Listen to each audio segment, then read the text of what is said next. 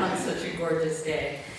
There's not much I can say. I think I'm here to really answer questions and to just talk about your opinions of the movie, the documentary. It was filmed over about 3 years, right at the beginning of the Ukraine war, and went actually like 2.5 years, and followed me on various assignments. And yeah, for me it was really about showing people the side of a war photographer people don't see, and the sacrifices that are made, not only from the people we photograph, but at home. So I think usually when there is a depiction of a war photographer, it's a man and he's tough and he's walking through fire, and you never see the vulnerability. And I think it's important to show that, also to give young women or women around the world another perspective of a war photographer, because there are women out there doing this work, and it's tough. It's tough to balance a personal life and professional life. So thank you for being here, and I'm happy to take any questions. Yeah? International media is not allowed into Gaza. The Israeli government does not allow any international media inside.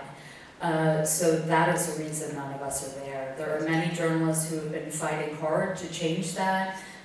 There have been joint organizations who have petitioned the Israeli government, and still we are not allowed inside. As you know, over 200 Palestinian journalists have been killed covering Gaza, and so they are really paying the price of covering the war for the rest of us. But the only reason more people are not there is because simply we're not allowed. I think when I first started, I took more risks simply because I thought I was invincible. I think when you're younger, you just assume nothing can ever hurt you. And I didn't decide to have a family until very late in my career and in my life. I was 38 when I had Lucas. And at that point, I had already been kidnapped twice and thrown out of a car on a highway and ambushed by the Taliban and ambushed by Iraqi insurgents. And for me, I was already starting to be a little more cautious. Now working in Ukraine, I don't feel like I take big risks, but sometimes when I'm working, I feel very comfortable and my fixer does not, for example. So I realize my threshold is not normal. I think I'm relatively safe, but it really depends. It's, you know, some days you feel, some days when I'm working, I feel more comfortable taking risks than other days. And it really depends. It depends. We make calculations along the way. We're constantly reevaluating the danger as we go. And we work with a team. You know, I work with Andriy Dubchuk still.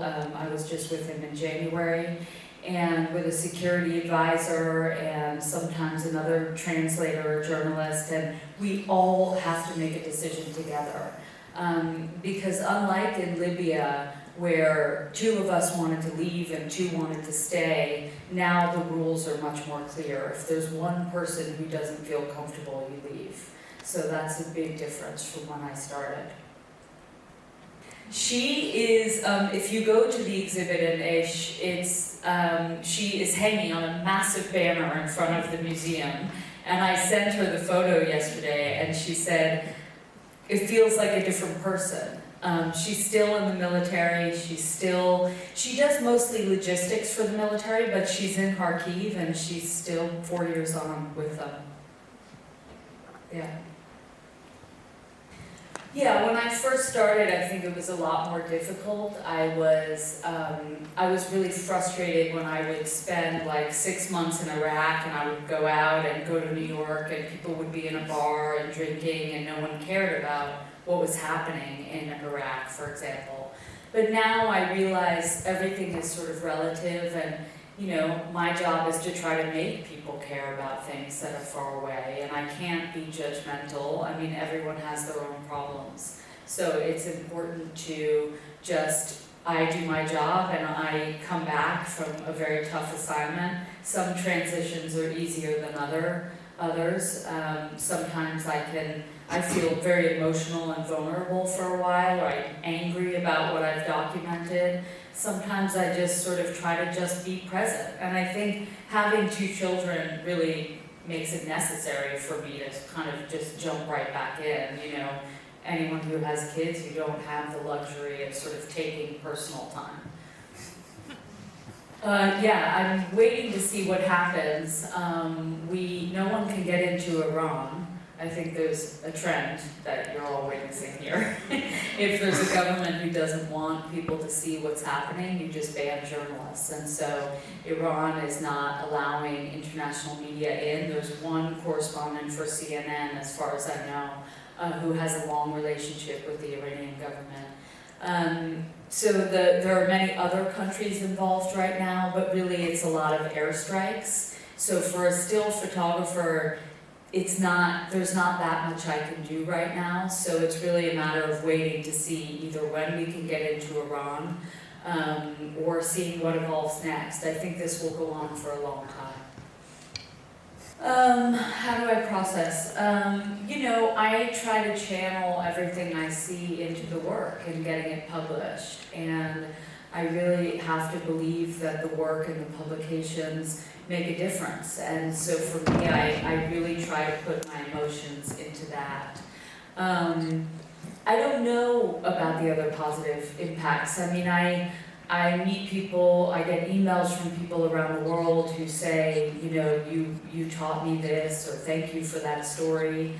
I was just in Minnesota last week documenting the aftermath of ICE, and I jumped out of the car to take a photograph, and this woman turned around and looked at me and burst into tears. And she started crying, and I thought I did something to offend her. And she said, "Are you Lynsey?" And I said, "Yes." And I sort of looked around, and she said, "You're the reason I became a social worker." She said, "Your work has impacted me so much that I changed the course of my life."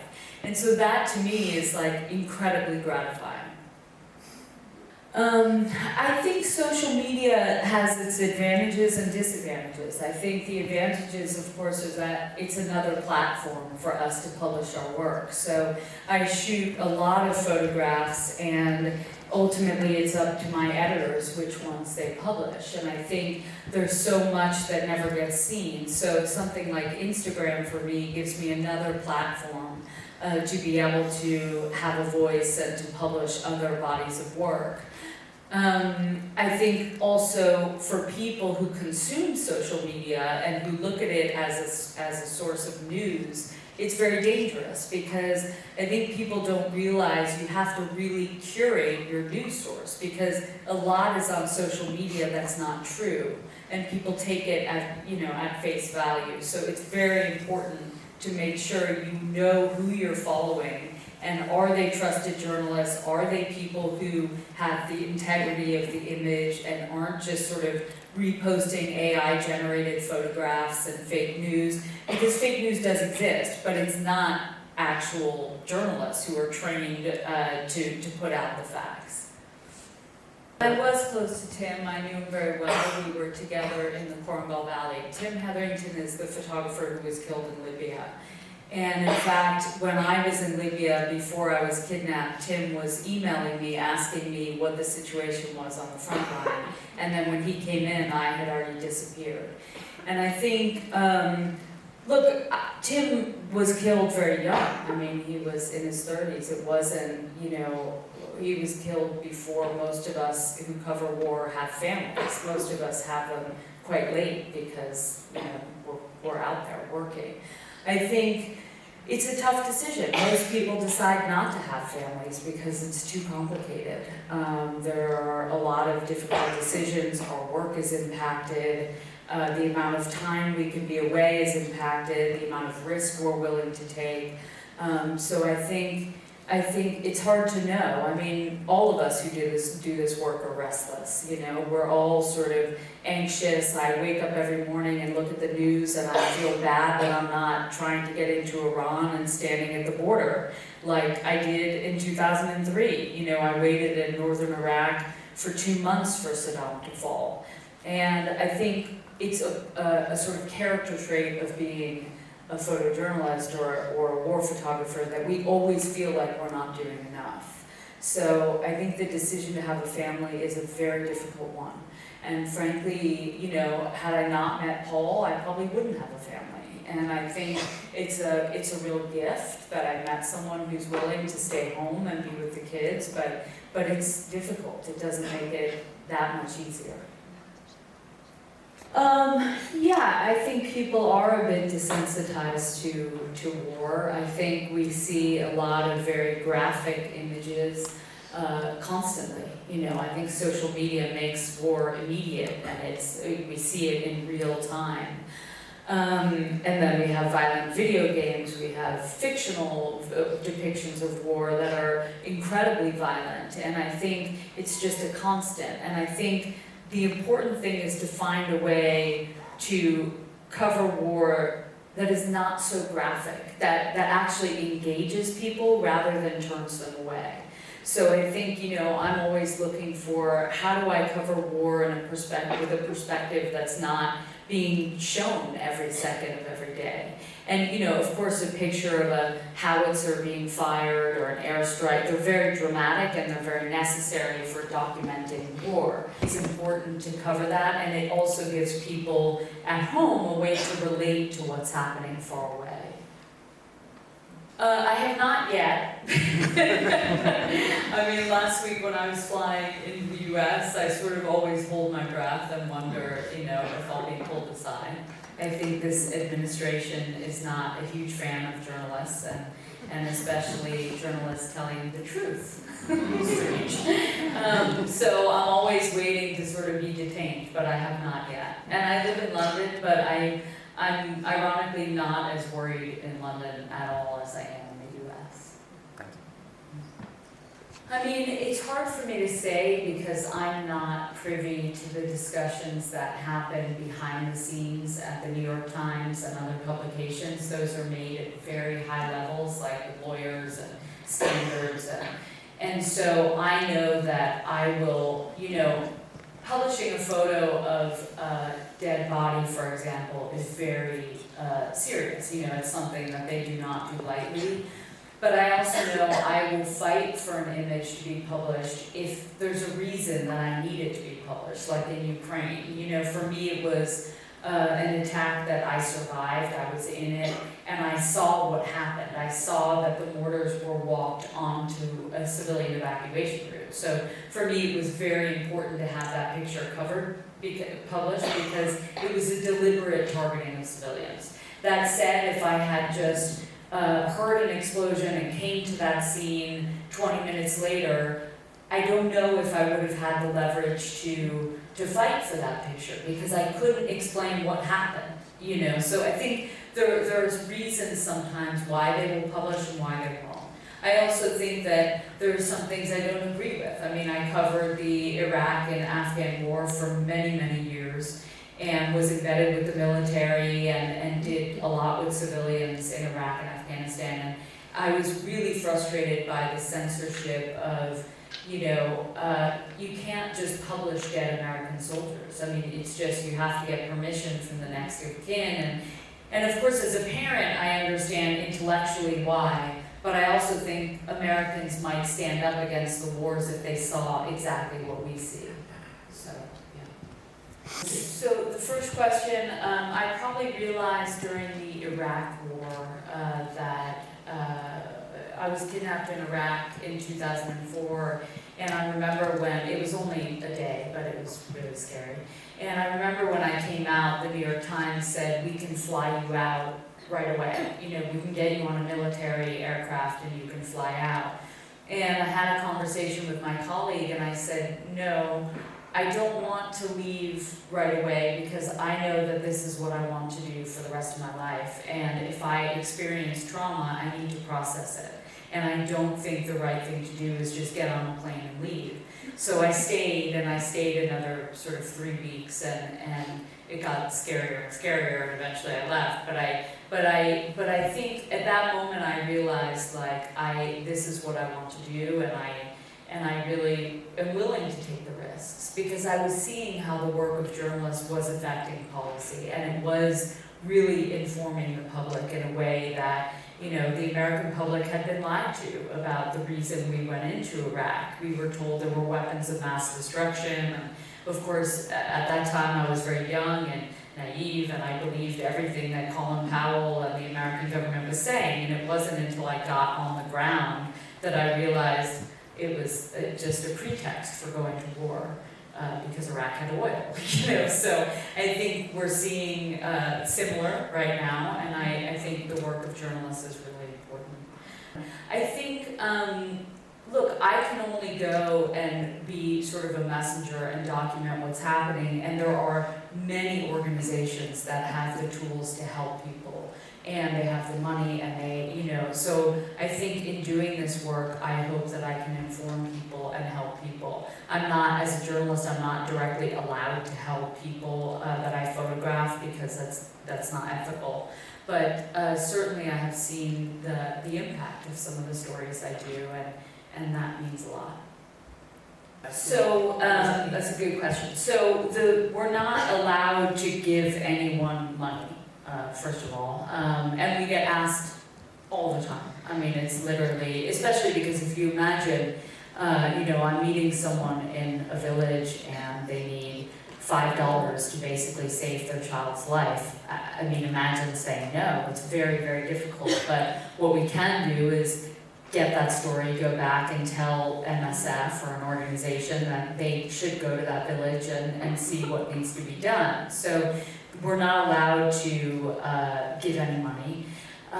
We are really not allowed to sort of interfere with the trajectory of life or the story, but there have been times, like there's an image in the exhibition of 2 Afghan women in burqas on the side of the mountain, and I was working on a story on maternal mortality, and one of the women was in labor.